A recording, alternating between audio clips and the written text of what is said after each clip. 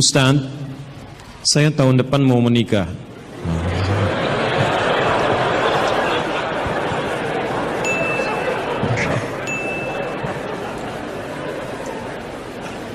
Selalu ada begini. Dengan seorang akhwat. Pasti seorang akhwat, gak mungkin ikhwan. Gak mungkin.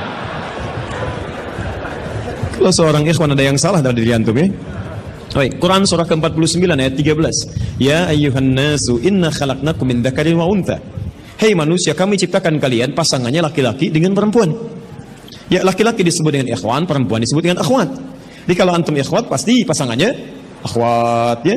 Allah menciptakan Adam dengan Hawa, bukan Adam dengan Adang, ya. Ini beda. Baik. Orang tua sudah setuju, alhamdulillah. Qadar Allah beberapa hari lalu ia memberi kabar bahwa ia sudah menerima lamaran ikhwan lain.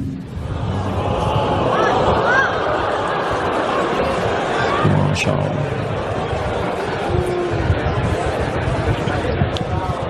Baik, nasib.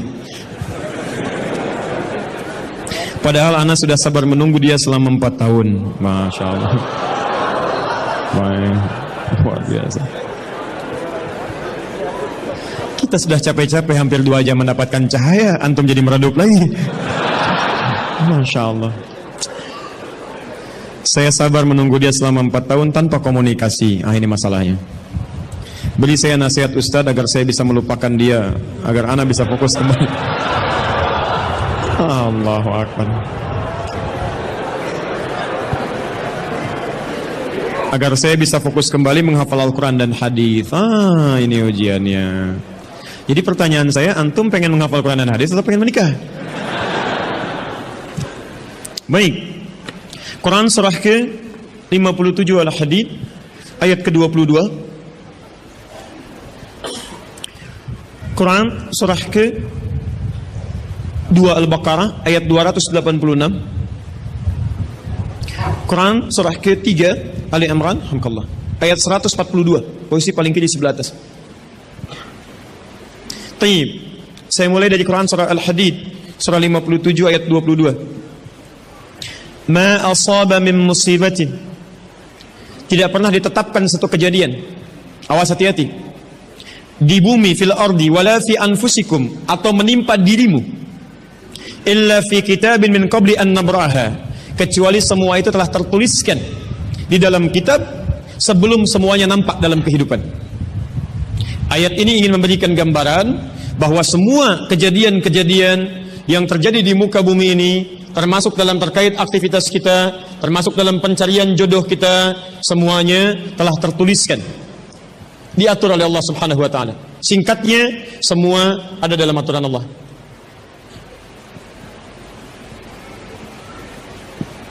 Fokus.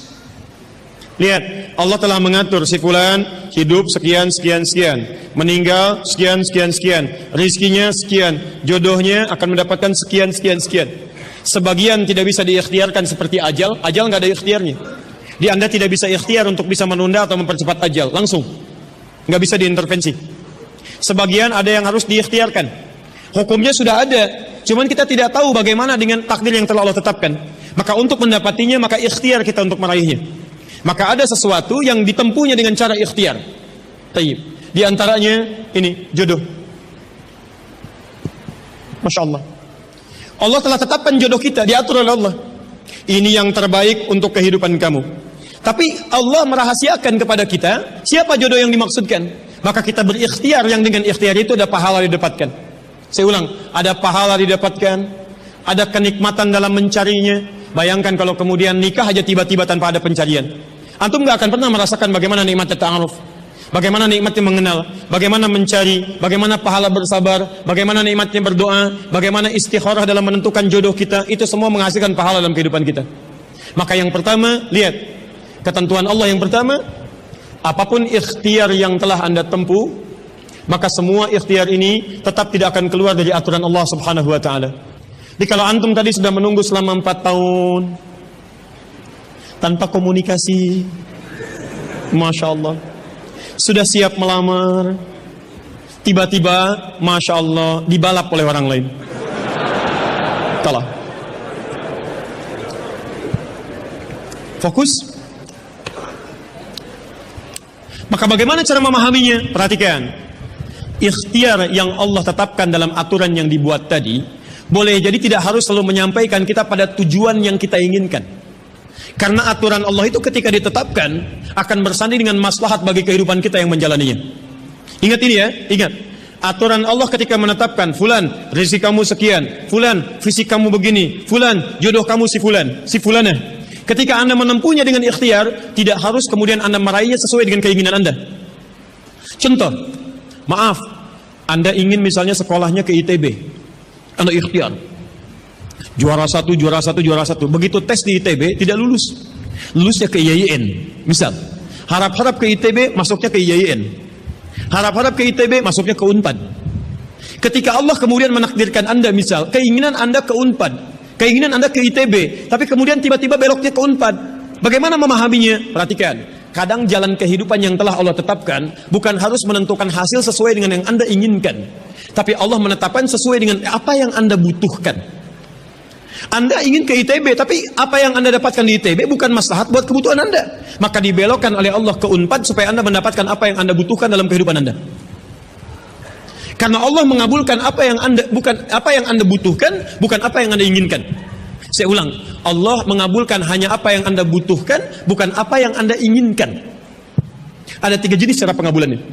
1, jika kebutuhan Anda sesuai dengan maslahat kehidupan Anda meminta.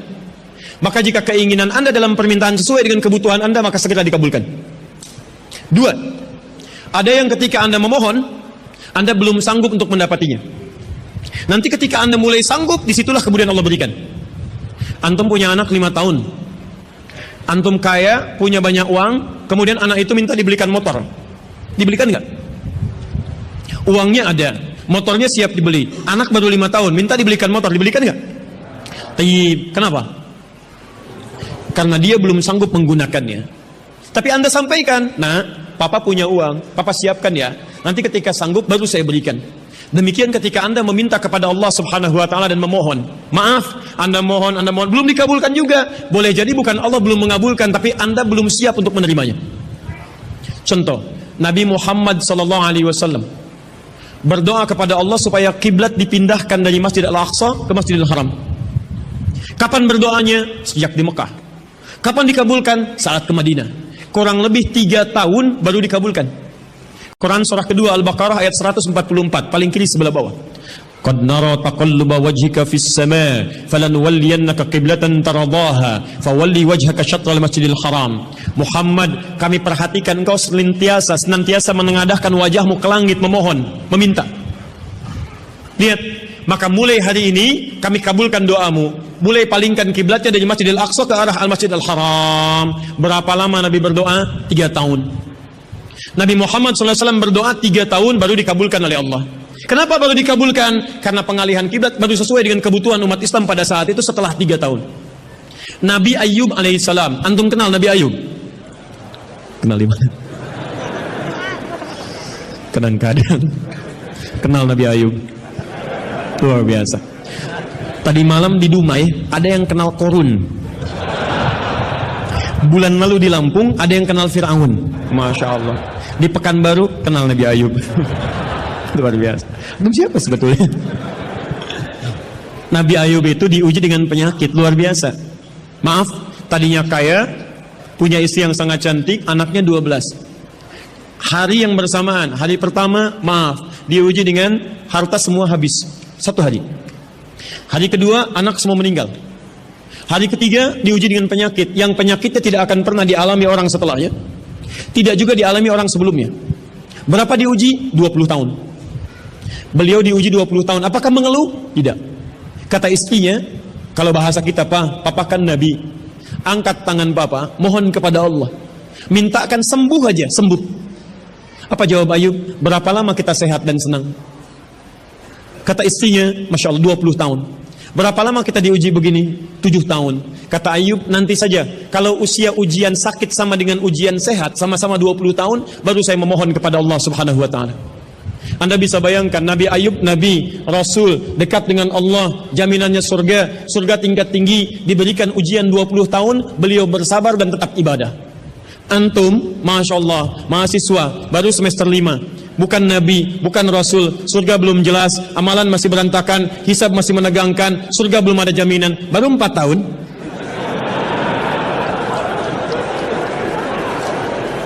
Itu yang terbaik buat antum. Yang terbaik. Jadi bukan berarti ketika Anda tidak mendapatkan dia, dunia hilang untuk Anda, tidak. Banyak boleh jadi itu hanya titian ajaran dari Allah supaya Anda merasakan bagaimana nikmatnya ta'aruf, supaya Anda belajar bagaimana mencari yang lebih baik lagi. Lihat kalimatnya, Quran surah ke-24 ayat 26, at-tayyibatu lit-tayyibin wat-tayyibuna lit-tayyibat al-khabithatu lil-khabithin, sebelumnya wal khabithuna lil-khabithat. Yang baik akan ketemu yang baik lagi, yang kurang baik bertemu dengan yang kurang baik lagi. Menurut Anda dia yang terbaik untuk Anda, menurut Allah dia bukan yang terbaik untuk Anda. Yang untuk Anda ada yang lebih baik lagi. Anda mau menghafal Quran, Anda mau menghafal hadis, maka Allah akan kirimkan kepada Anda yang bisa menjaga Quran dan hadis Anda. Kalau dengan 4 tahun belum bisa menjadikan Anda mendapatkan yang terbaik, tunggu. Karena yang terbaik itu lebih daripada yang mulia akan mendapatkan masa yang cukup panjang. Al-Bukhari menulis hadis 16 tahun, kitabnya abadi. Orang menulis kitab 16 hari belum tentu abadi. Jadi ketika Anda diminta menunggu dalam masa yang cukup lama, sebetulnya bukan masanya yang ditunggu, tapi di balik penungguan itu bukankah di situ ada pahala? Tadi Anda katakan Anda rajin berdoa, bukankah di doa itu ada pahalanya? Anda rajin tahajud, Anda bersabar, Anda bermohon, Anda istighfar. Jadi yang diinginkan oleh Allah dalam penantian 4 tahun itu bukan Anda menikah dengan calon Anda sekarang, tapi Anda mendapatkan pahala yang berlimpah, dan dengan pahala itu Anda siapkan Quran Anda, hadis Anda untuk membimbing pasangan Anda berikutnya. Paham sampai sini? Baik, alhamdulillah. Jadi nggak usah kecewa ya, nggak usah kecewa. Baik, yang kedua, lihat kaidahnya supaya kita bisa sabar, ya, supaya bisa sabar. 2 Quran surah kedua ayat 286. La yukallifullahu nafsan illa, tidak mungkin Allah menguji seorang hamba kecuali dia sanggup untuk mengatasinya. Tidak mungkin Allah menguji seorang hamba kecuali dia sanggup untuk mengatasinya. Tolong baca kalimat ini dengan baik ya. Kalau Anda sedang punya masalah, seberat apapun itu, yakinkan kata Al-Quran, tidak mungkin masalah ini diujikan kepada Anda kecuali Anda sanggup. Jadi kalau Anda tidak sanggup, mustahil ujian ini dititipkan kepada Anda. Jadi kalau Anda sekarang bisa sedang punya ujian seberat apapun, itu tandanya cuman Anda yang sanggup, yang lain tidak sanggup. Makanya tidak diujikan kepada pemuda lain, cuman Anda, karena Anda yang sanggup menanggung bebannya. Orang lain mungkin sudah naik ke atas atap tuh, loncat, tidak. Anda tidak. Karena cuman Anda yang mampu, bukan orang lain. Ketika Anda mengatakan, ya Allah, kenapa mesti saya yang diuji? Kenapa mesti saya yang mengalami? Why me? Kata Allah, why not? Kenapa tidak? Cuman kamu yang mampu, kamu yang harus dapatkan pahalanya, yang lain tidak. Cuman Anda yang jadi pemuda yang kuat, yang lain belum tentu. Tapi nggak usah terlampau bangga, langsung pulang dari sini bikin status. Memang cuman saya yang mampu. Masya Allah. Pekerjaan. Ya. Yang ketiga, tetap ikhtiar. Quran surah 49 ayat ke-13. Jadi jangan sampai, maaf, ya, peluang Anda tidak mendapatkan yang tadi Anda telah harapkan, menjadikan Anda putus dalam berikhtiar. Cari, masih banyak perempuan semuka bumi. Masa tidak ada yang cocok untuk Anda? Lihat, ya ayyuhan nasu inna khalaqnakum min dzakarin wa unsha wa untha wa ja'alnakum syu'uban wa qabail lita'arafu. Hei manusia, kami ciptakan engkau laki-laki, ada perempuan jodohmu. Dan kami pisahkan berbeda-beda daerah. Ya, lihat syu'ub, beda daerah, RT, RW, lurah, kecamatan, kabupaten, sampai sedunia. Kalau nggak ketemu di satu RT, cari satu RW ya, yang nanya tadi. Kalau tidak ada satu RW, cari satu kampung. Masa nggak ada yang ketemu? Boleh menikah dengan perempuan sekampung? Tidak. Masa sekampung mau dinikahi? Tidak.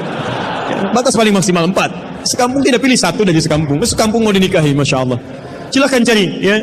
Anda tadi masih kuliah kan? Silahkan cari, barangkali ketemu di kampus ya. Boleh menikah dengan seorang anak yang sedang kuliah? Tidak sedang kuliah masa dinikahi, pulang dulu dari situ ya. Pulang dari kampus, baik-baik di rumah baru nikah. Ini di kampus mau dinikahi ya. Cari silakan. Nggak ketemu misalnya, mohon maaf ya, satu kecamatan, kabupaten. Nggak ketemu, beda provinsi. Anda orang Riau, mungkin jodoh Anda ada di Jawa. Cari, ta'aruf. Nggak ada di Jawa, ada di Sumatera. Nggak ada Sumatera, ada di Papua. Luas. Indonesia terbentang 5.200.000 km persegi luasnya. Kata Ahmad Mansur Surya Negara, pakar sejarah, dalam bukunya Api Sejarah, halaman ke-19, paragraf yang kedua, baris 1 sampai 3, paling kanan sebelah atas. Luas Indonesia itu daratnya 2 juta kilometer persegi, lautnya 3 juta 200 ribu kilometer persegi. Daratan dan lautan, masya Allah 5 juta 200 ribu kilometer persegi. Masa nggak ketemu? Pulaunya 13.677 pulau. Itu belum termasuk Pulau Gadung dan Pulau Gebang. Ada semua. Nggak ada di Asia Tenggara, nggak ada Asia Tenggara di Asia, nggak ada Asia Amerika, nggak ada Amerika di Eropa, nggak ada Eropa di Afrika. Masa nggak ada yang cocok? Kalau tidak ada, mungkin antum ahli surga, karena itu pun jodoh antum pun bidadari surga. Masya Allah. Tapi sebelum ke surga, baiknya menikah dulu di dunia ya. Sebelum kiamat kurang 2 hari. Tuh, mic aja ada pilihan, masa antum tidak ada?